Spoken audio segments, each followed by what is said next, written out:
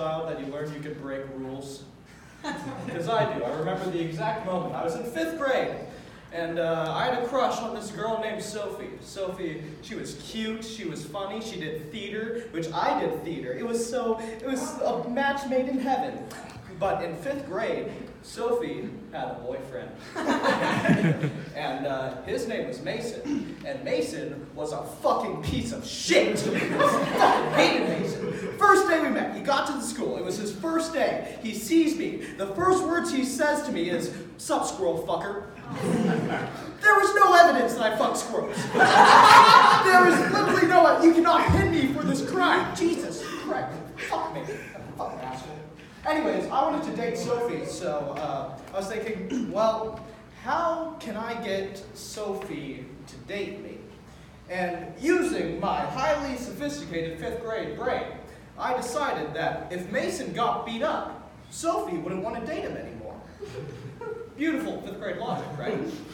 So there was a little problem. I was a chubby kid who liked Star Wars and superheroes, and Mason did sports.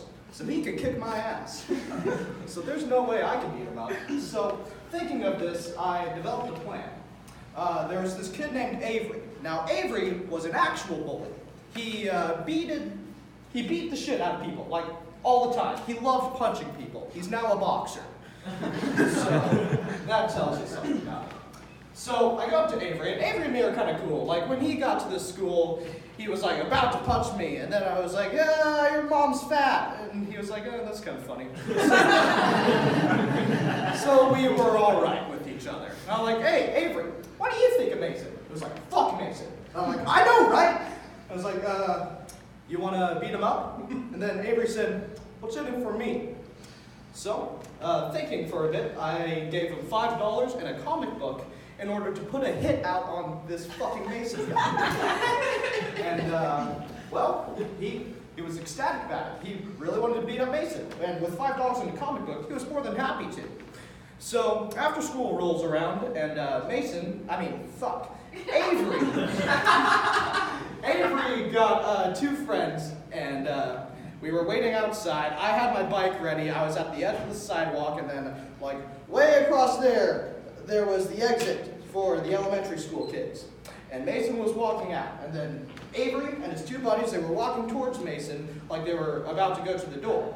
And then, as Avery was making eye contact with Mason, he put a paper bag over his head, which seemed like a silly thing to do because Mason already knew who Avery was. We went to school together. And then Avery's 2 friends, they grab Mason, and then Avery winds up a punch and smacks him in the stomach.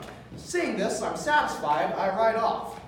Now, the next day, I see Mason go into the principal's office, and I'm terrified. I don't want to get in trouble. This sucks. So I go to Avery, and I'm like, "Avery, what do we do? I can't get in trouble." He's like, "Let me think about it."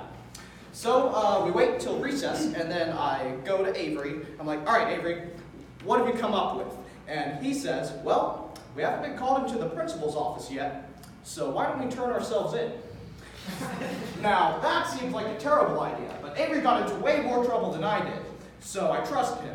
And I went to the principal's office, and we told them the entire story.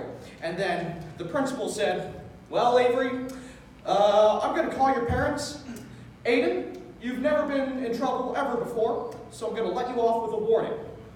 And now I can break rules." Thank you.